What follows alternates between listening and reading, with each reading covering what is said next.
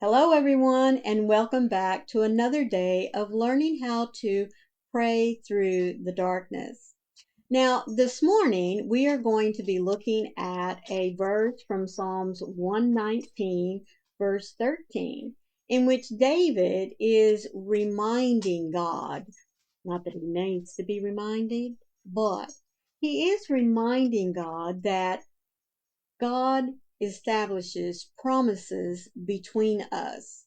And so he is reaching out to God to remind him of a promise that was made to him. Now, we all know that God offers promises to us.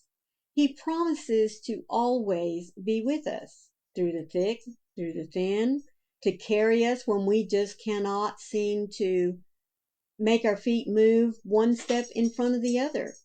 He's always promised to love us no matter what.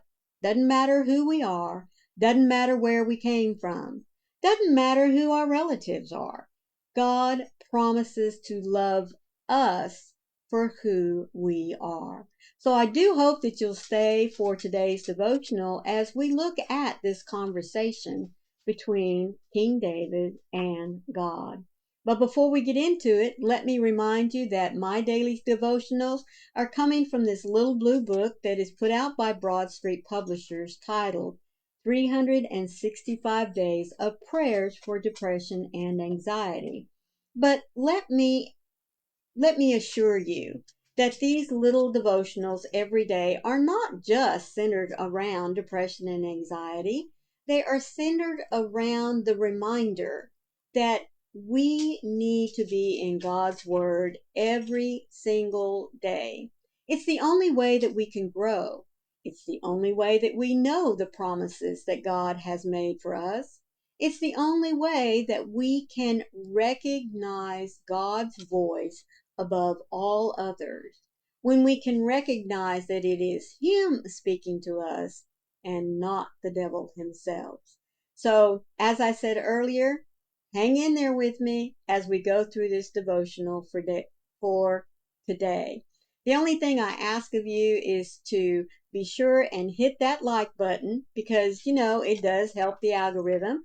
And also, I would encourage you throughout the devotional to think about just one comment that you would like to leave for me that you got out of it. Maybe that little aha moment. Because I don't know about you guys, but every day when I come together with you, I walk away with something that I never really thought about before. And I hope that happens for you today as well. If this is your first time here, welcome into you.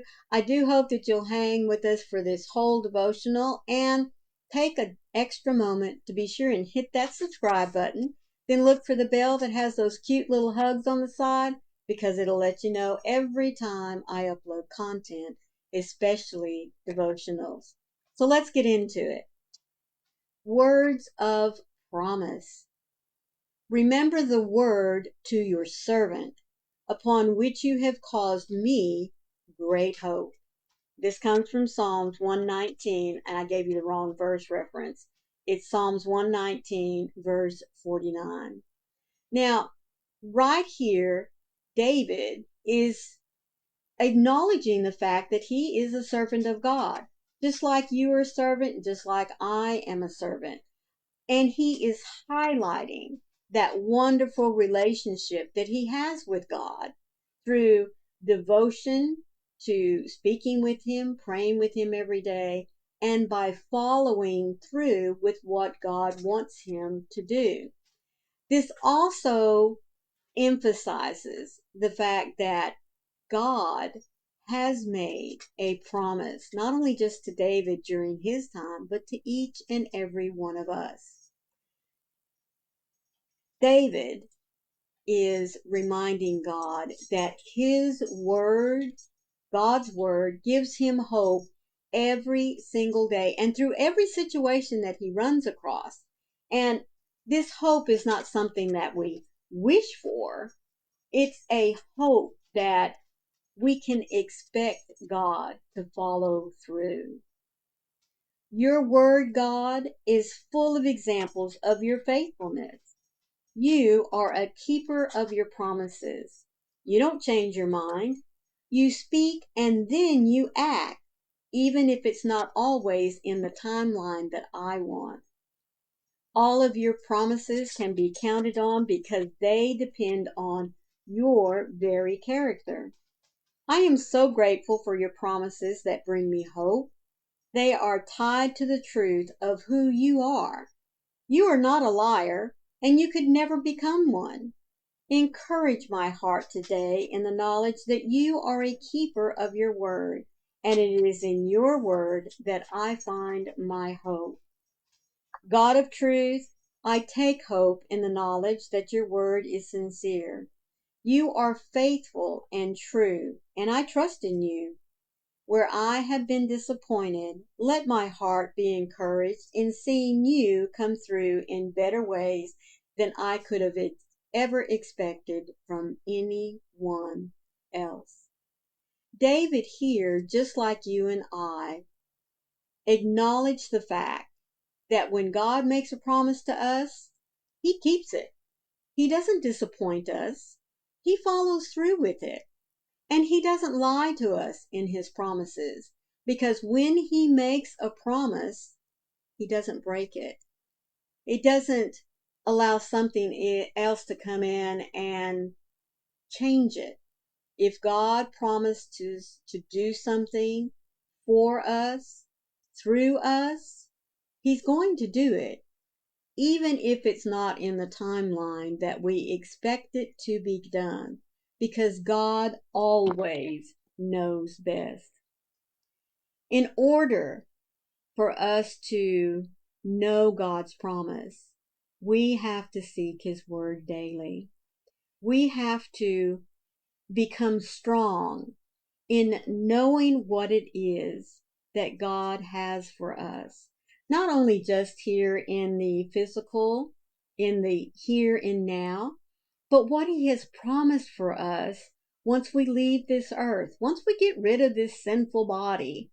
God has made promises of wonder and answer to so many questions that we just can't comprehend here on earth. God has promised us a life of eternity with him. And we can only be assured of that by continually seeking his word, praying, and talking with him. So remember the word you spoke to me. As David reminded God, remember the word that you spoke to your servant. That's something that you can claim. You can claim that to God every single day, multiple times a day. If nothing else, just to remind yourself that God made a promise to you to always be with you. You are never alone, and he is never, ever going to give up on you. Thank you so much for being here today, for being reminded that when the doubts of darkness want to come in and rob you of everything that you are, you're not alone. Because remember the word of your Father, I am with you always, even to the ends of the earth. Claim that promise. Claim the fact that you are a child of God and he is always with you. Please remember that I love you as well, and I'll see you tomorrow. Bye.